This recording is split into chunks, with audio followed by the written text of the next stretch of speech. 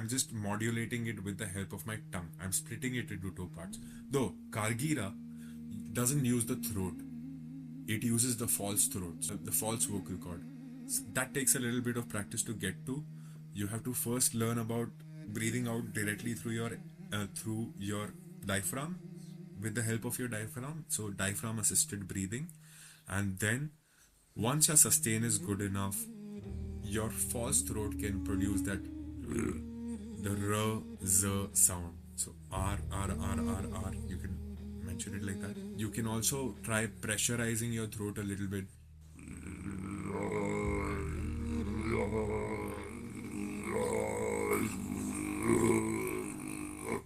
So everything you do with your throat, like even from the outside, is going to affect the timbre of the sound. If you like,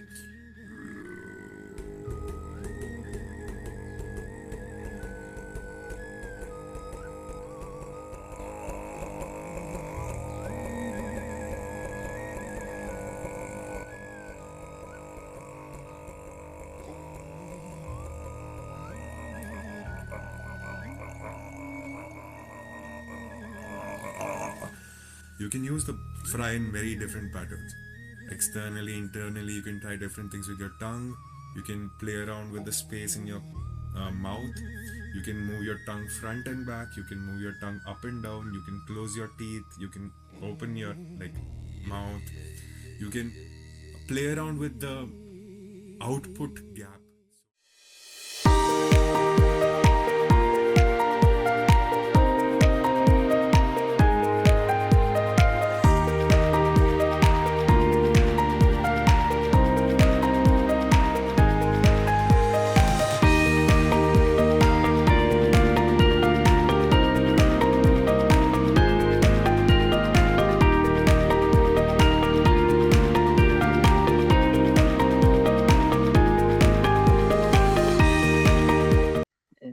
How AI can support development through singing. Integration technologies of AI can support development through singing. So I think when it comes to giving instructions to somebody, AI is getting much better at instructing people on how to do things, better than people. But when it comes to art, there's always mistakes that are loved. That a mistake that can be repeated also turns into an art form sometimes. So AI can't comprehend that. AI won't commit those mistakes. It removes all the beautiful mistakes too. So that is something AI won't be able to do, but I'm sure that AI will be able to teach the art form itself in a very scientific, technical format, with step-by-step guide to say how to use the tongue, which part of the tongue to use, with the biological name and all those things. So AI can help with that. And it can also break down maybe each and every different style as per the parts being used more accurately, because it's gathering intel from us after all. So it's using all of different multiple overtone throat singer artists data and converting it for you so that you can learn from one source. And yeah, I'm pretty sure that AI right now too can produce overtone. Like, I mean, it can sing overtones, it can produce Kargira. You can just replicate these sounds that I'm creating onto a AI music making platform, and it will be able to produce these sounds. But again, the mistakes that are really nice won't be there. The human element will go off. And then it'll be just like a electronic keyboard or a piano. I hope that answers the question. Yeah, thank you very much. Okay. There's a guest who's asked, how do you generate these different throat sounds? Is this a kind of complete subject on different throat sounds? So I'm not really producing anything out of the box as such. I'm just moving my tongue up while I'm singing. That's it. That's the only thing I'm doing. It's just that with the tip of my tongue, I've found a sweet spot. So with that sweet spot, the sound that is coming out of my throat comes to that sweet spot, and it splits and turns into two parts, and two very distinct parts. So now, okay, could you once again repeat the question, please? I can't. How do you generate these different throat sounds is one. Okay. Is this a kind of complete subject on different throat sounds which exist. Okay. So I'm not producing any different throat sounds as such. I'm singing one note. I'm singing, uh, and I just modulate that particular sound that's coming through my throat with the help of my tongue, with the help of this whole cavity. So I keep my tongue down, this cavity is used differently. If I keep my tongue up, this whole cavity gets split into two parts, one front and one back chamber. So there's one resonator over here. You're forming another resonator by moving the last part of your tongue up, and you're creating a third resonator between your lips and your teeth. So you're creating three resonators. I'm not singing in a, say, very high note or very low note. I'm singing on a very comfortable note. So in my talking voice, basically, talking note. So I'm not trying anything different. I'm just modulating it with the help of my tongue. I'm splitting it into two parts. Though Kargira doesn't use the throat, it uses the false throat, so the false vocal cord. So that takes a little bit of practice to get to. You have to first learn about breathing out directly through your diaphragm with the help of your diaphragm. So diaphragm assisted breathing, and then once your sustain is good enough, your false throat can produce that the r z sound. So r. You can mention it like that. You can also try pressurizing your throat a little bit.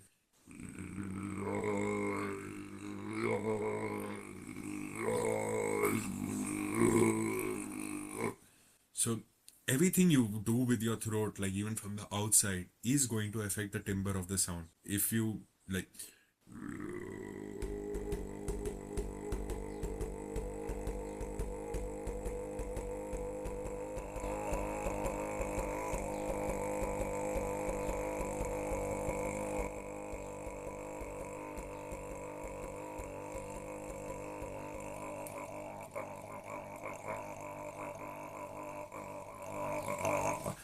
you can use the fry in very different patterns.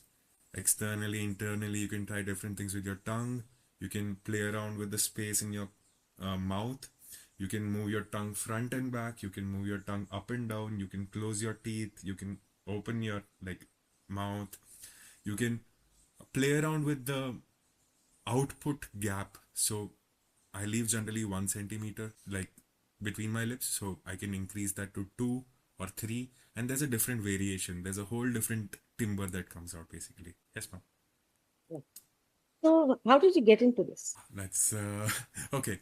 So my initial, I've always had an affinity to all different forms of art, irrespective of where it comes from, or whether it be performing arts or fine arts, sketching, painting, sculpting, dancing. I love everything, and I've tried my hands on almost everything: hands, legs, mouth, throat, head, everything. So, what I kept on switching mediums. I started with sketching when I was 3. I kept sketching throughout my life. By the time I was 17, 18, I had a urge to work with different materials. So that moved to wood and metal. So I started sculpting a little bit. As I moved into design education, I could understand the physics between sounds and the different materials. So that got my inclination towards music instruments and more acoustic music instruments, and that took me back into time. It took me to instruments that are like say 1500-year-old history, 2000-year-old history. Instruments like kalimba, which is a native African instrument, which you have to kill the overtone sound so that you can hear the fundamental, so that you can hear the notes. And then didgeridoo, which is a tree which is generally eaten by termites from inside, and it becomes hollow. So certain Australian aborigine tribes would use that as a music instrument to produce this sound. So what the sounds I'm doing with throat singing are basically imitations of some instruments also that are available in the nature. But you could also think the other way around. Maybe these instruments are created to imitate these sounds that the human being was creating. So it goes both ways. And yeah, as I kept learning more about the instruments, the final medium that I switched to was my own throat and my own diaphragm and my own head and my body. So I learned from different materials, from wood, how wood vibrates, how metal vibrates, how clay vibrates. I could then relate how my, say, tract could work like a flute, too could like work like any other instrument because it has the range, it has the space, it also has the necessary tension or things that can give tension inside. It has all the things that can produce friction too. And friction, tension, these are the things used for producing sounds in music instruments. There's one thing I'd like to add, ma'am, before you ask something. Yeah, yeah. So there's also I had a very strong inclination towards throat singing because I had heard Kargira, the lower throat singing, this form multiple times in cinematic sequences. I just didn't know it was a human being doing it. So once I saw a human being doing it, I was flabbergasted. I was very overwhelmed, and I couldn't make out that a human being is producing these sounds. So I got more curious, and I started finding more material online. I came across Tibetan throat singing, which the Gyotho monks, which monks use for chanting. So they've been using it for like say thousands of years to practice their chants. And eventually I came to know Mongolia also is 51% Buddhist. So they use it too for their folk songs, for their war cries and everything. And then I came to realize that okay, one of the main words or syllables or words in Buddhism is again Om. So Om is very strongly connected to India as well.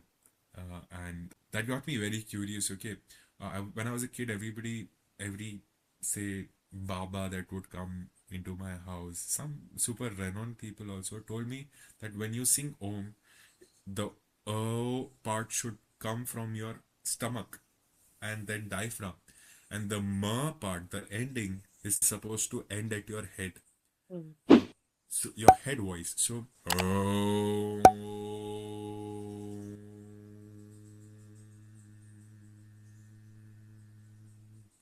so the O has to be longer. I did very short, but so when I started doing Kargira throat singing, I realized that okay, the only way I'm actually breathing out properly from my diaphragm is when I'm doing Kargira, when I'm doing the Mongolian style or the Tibetan style of chanting. So the Om, when I started practicing with this technique, I had a very, say, slightly psychedelic experience, I would say, while singing. I was sort of hallucinating a little bit and was in a trance-like state without consuming any substances, obviously. So I entered that state, and that got me the knack for being in that meditative trance sort of thing for the rest of it, basically. So I keep practicing whenever there's a lot of noise in my head or some thought stuck in my head. I just start producing these sounds with the Om chant, and my thoughts start flowing seamlessly because it's too many vibrations, basically. What is the connection between emotions and this throat singing? So, emotions, I don't know what context to put it in because, like any other singing art form, like you can portray emotions through certain different styles of throat singing. Like you can have a song that gives you a feeling of spring. At the same time, you can have a Kargira song which gives you the feeling of a very hot desert, or have the throat singing sounds also have an ability to make you visualize something huge and majestic like mountains. So they, when it comes to emotions, when as a listener, it's mostly just overwhelming for the first time, and it's a little grounding. So it calms your, say, anger, it calms your happiness also, it calms your sadness also. Like it will balance your emotions out somewhere. And you'll also realize that all the emotions are the same. Nothing is really good or bad. I mean, you can enjoy each and every emotion. So I've practiced Kargira a lot when I'm sadder or angrier to ground myself. And then I become melodic to the overtone side to uplift myself. So the lower bass ones generally ground you. Sometimes when you're low, the lower ones can lift you up also, make you feel more powerful or dominant because it's got this growling sound. So very animalistic, basically. The overtones, on the other hand, the flute-like sound and the whistle-like sounds, those generally simply make you happy. They'll make you happy, or they'll just make you feel slightly positive. Sometimes it gives you goosebumps when you're coming across it for the first time, especially in a physical environment, not through a microphone and speaker. It can give direct goosebumps, and it can overwhelm you with different emotions at the same time, not any one emotion in particular. So you just let those emotions pass as fluidly with the sound itself, not with your mind. Like, you don't think about those emotions at the time when you're doing these things. They just flow seamlessly without thinking a lot. So the grief might also come out naturally. The happiness will also come out naturally. Yeah, I don't know how I can comment more on emotions and throat singing, but it does calm all of the emotions. It does center you if you practice it for a while. Oh, that's lovely, the way you've explained it. Yeah. I've always knew that just voicing out would calm you down or let you let the emotions come out of your body rather than getting suppressed. I knew there was a connection between healing, but the way you've explained it makes a lot of sense. So these are sounds basically imitation. It's basically inspired from birds. Certain birds, they hold very strong spiritual value in shamanic traditions in Mongol. Each and every element has to do with a different emotion, a different feel. Mountains are different, deserts are different, water is different, river is different, fire is a different feeling. So all of them are also sort of having a different effect in terms of different styles try to imitate different elements, different animals, different sounds. So at the same, I mean, it's trying to connect you to the more natural immediate surroundings in terms of sound. Like, you're trying to imitate birds sometimes when you're jamming with them. You're trying to imitate sounds from the thunder, and suddenly you feel like you're communicating with God. So it's that sort of a thing. It is not bound by one emotion or anything like that. Does singing Om correctly have something to do with the chakras? I'm not 100% sure, but yes, I've heard. That's why the first image of my PPT was with the Vishuddha Chakra. So I've heard some people or some saints or sadhus who have come across me, or I've come across them. They've told me that my Vishuddha Chakra is open. Because of that, I can communicate very freely. I can talk to anybody and everybody, and not have fear about communication and things like that.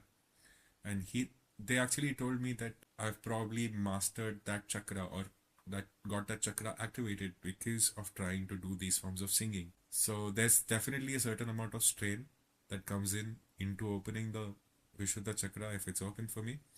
But then, yeah, once the Vishuddha chakra is open, it's not just throat singing. Like, once the Vishuddha chakra is open, you can basically communicate really well.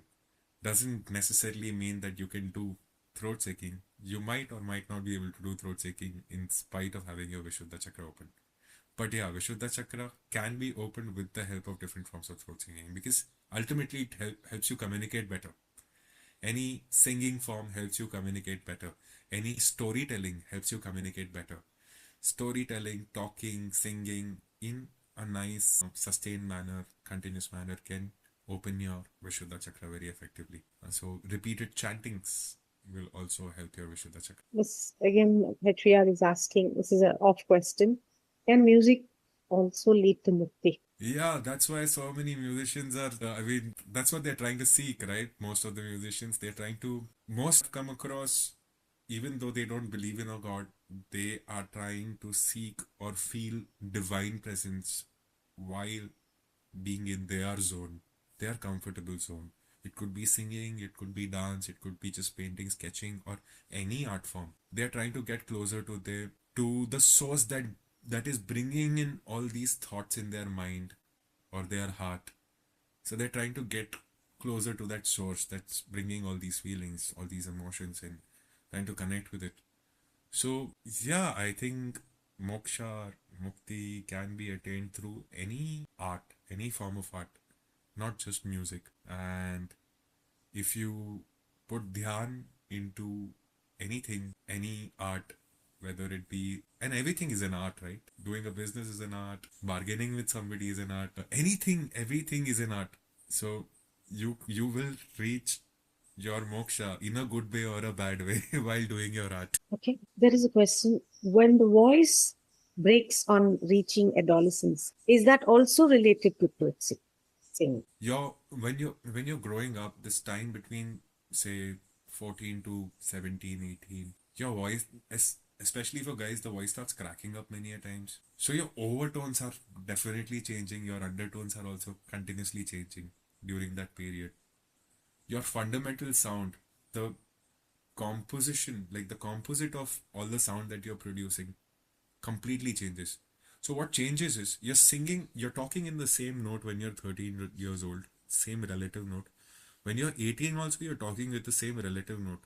But the shape of your whole throat, your neck, the size of your neck, the size of your tongue, the size of your diaphragm, the size of your lungs, everything has changed within that 5 years, 5, 6 years. Everything has sort of expanded, stretched, opened up a little bit. And so all of that will have changes in the sound. And when it's changing the fundamental sound, obviously the overtone is getting changed. So the quality of sound when a 13-year-old boy is singing and the same boy singing 5 years later, his voice will be completely different because the whole instrument has changed. It's changed slowly over a period of time. A little bit of roughness has come in, or a little bit of smoothness has come in, depending on what kind of medicines or things they've taken. So, yes, the sound does, I mean, overtones do change very drastically when you're growing up from 13 to 20 years or that age, approximately that age. And in Mongol, tiny kids also practice overtone singing and throat singing, and they have very high, sharp, whistle like sound in the start. As they keep growing, the size of the resonators in your body, the size of the gaps inside your body keep growing. You have more and more volume where air can move around. So as that volume is accessible, or that space is accessible, your voice goes lower note. Your voice will become broader, lower. Very few cases, due to maybe some problems or something like that, somebody's voice can be very high pitched. If something is squeezed or got compressed or something like that. But with most guys, as they grow, the lungs are increasing the size, the chest is sort of expanding, the throat has stretched out, it's become broader. So the sounds completely change by the time they're grown up, and overtones are more prominent, more lower notes are prominent. Also, high is accessible. It's not like it's not accessible, but not in the same way when you're a kid. The high notes are very easily accessible when you're kids. Do you practice every day? Yes, now it's become a very subconscious thing actually. So it's like if I'm walking somewhere, I keep practicing this. I go sometimes to have some tea with friends in the evening. So when they're talking amongst each other, I'll keep practicing if I'm not listening to the conversation. I practice when I drive a car or a moped. I actually learned all of the overtone singing while riding a two-wheeler, because it's the best time to practice. The wind is against you, so you can hear your own sound better, and you can hear your overtones even more prominently because the wind is forcing all of the sound into your ears. So once you can find that sweet spot where the overtones are very prominent, then you just focus on that muscle and give little tension to it, and the sound will become whistle-like. So the two-wheelers only like 30, 40 kilometers per hour. You just say, and then move your tongue up and you'll hear overtones. I'm not even kidding you. Just sit in front of a table fan, sing, and suddenly say bal, B-L, I'll move your tongue up and you'll hear overtones. So if you put your tongue up, it's overtone. If you put your tongue down, it's undertone? Not really. Overtone. So undertones are not so easily produced when you're doing overtone singing. Overtone singing is like, if you look at a graph, the upper curve is the overtone. The center is considered to be the fundamental. The bottom is the undertone. Now what we hear is the whole wave, composite of these three. We call that generally the fundamental. So I'm just playing with the upper curve and the center line. I'm just splitting those two. So the fundamental and the overtone. So undertone is more Kargira, but even in Kargira, you are actually listening to the overtones only. You are just because your fundamental voice is very, very low, the overtones are also very low and slightly melodic, not very melodic in nature. In overtones, it's very melodic because I'm already singing a very melodic note from my throat. One note, but a very melodic middle or high range note. And then I move my tongue up, it suddenly turns into a whistle or a flute because it doesn't have any other option. I'm only giving it that much space to exit out of my mouth. And if I keep my mouth more open, then the undertones will be more prominent. Like the bass sounds will be more prominent. So you do practice for how long a day? 15 minutes, half an hour? Approximately 45 minutes to 1 hour 15 minutes. Is it Like the first thing in the in morning, gaps. last thing, or any time in between? So, little personal, but yeah. So the first practice I do is in my bathroom because bathrooms are very good acoustic chambers. So you can hear your overtones also very clearly in the washrooms. Also, if you've noticed, water flowing down a drain pipe also produces overtones. So you many a times when you're sitting in the bathroom alone and there's water one by one drop going into the drain, at some point, if the flow is correct, you'll start hearing a whistle like or a flute like sound. Yeah. These are overtones being produced by the water flowing through the pipe. Is there you were talking something about fire, water, the five elements and the sounds. What can you explain that you understand of this? I don't relate the elements directly because they're all combinations of elements, I would say. Like, even we are combination of all elements. So, all sounds are also like that. They're a combination of all the elements. Yeah, some can be very fiery if it's aggressive or sort of like you can Sound is a relate to. combination of elements? No, it could represent different elements. It could sound flowy like water. It could, like when I'm doing,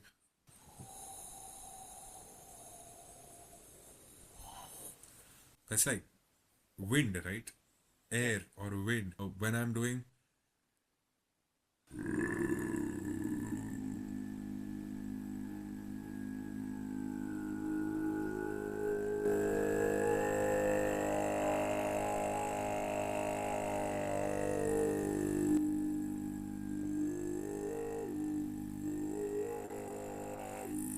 so this could be like a large organ with wind, or and also somewhere it replicates. Mainly, all of the throat singing forms will represent wind because it's wind that's producing the sound, air that's producing the sound.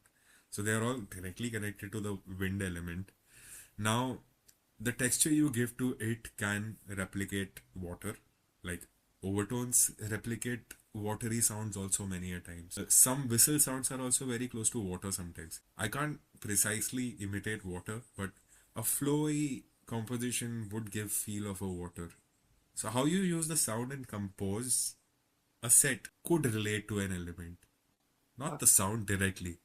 Do you also take regular online, offline classes for throat singing, which VR is asking? Mm, so I love to not do anything online actually. I don't like to say teach via online because overtones and undertone, overtone singing, Kargira or anything, it cannot be experienced to the full depth through a microphone and a speaker.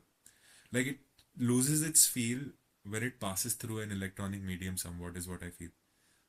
I'm not talking about just laptops or webcams and this and that. I'm actually talking about a mic and a massive speaker system. Like you have the best of vocal mics and the best of speakers. You still won't get the same feel if I'm doing it without any equipment or anybody is doing it without any equipment. There's something we've not figured out about these frequencies and how they are captured and how they are emitted back. There are some 3D mics and all that can replicate the texture of the sound, and that is very successful in, say, imitating or creating these sounds. But there's a lot of loss when it's passing through electronic medium. So I don't prefer teaching it But do you online. teach offline? Yes, offline, I've done some workshops. I've taught a couple of my friends too. So now it's not just me practicing overtones in Gujarat. There are four other people too along with me. And we are basically learning from each other now. And because we don't really have mentors as such to learn from in India. Nobody really looks into these things. Is So I'm there trying to a create awareness about it for sure. is there a connection between throat singing and classical music? Yes, for sure. So a lot of the classical music would stress on eliminating overtones in certain parts so that it sounds more appealing or more composed. A lot of the overtone singing would try to imitate classical composition so that there's a structure in the singing format. Mm. Like now, when I learned about overtone singing, I couldn't right away produce it. I needed a reference to start off from. So Wolfgang Sauce, he gave me one note. You just practice one note. Sing on this one note. Whenever you forget this note, start your phone and listen to this one note again. That was like, he was like, every time you sing, this should be the one note that's coming out. It shouldn't change automatically.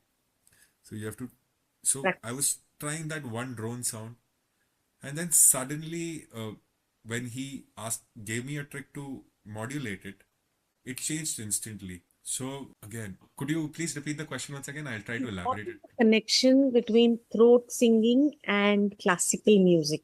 Is Yeah, this preliminary to the classical music, or it is definitely, I would say, preliminary because this is something a caveman would have been practicing in a cave when he didn't have any other music instruments, or maybe he was not trying to absorb music instruments. He was trying to understand himself or herself. So they're trying to explore their own sounds. They're trying to understand their own voice. And when you're in a cave or in a, say, covered environment, you can hear these overtones and everything more prominently as the wind gushes through. So I'm sure that they must have figured it out. And then in today's date, it's classical compositions that help you learn the overtones. What happens is, like I said, Wolfgang Sauce was teaching me. He gave me this one note, practice this. That one note helped me sing Ode to Joy by Beethoven in overtones. I'm singing just one note, but I can change seven overtones in that one note. So with that seven notes or seven overtone notes, I'm making one composition which is Ode to Joy by Beethoven. So that was the first, like, when we are kids, we learn Twinkle, Twinkle, Little Star.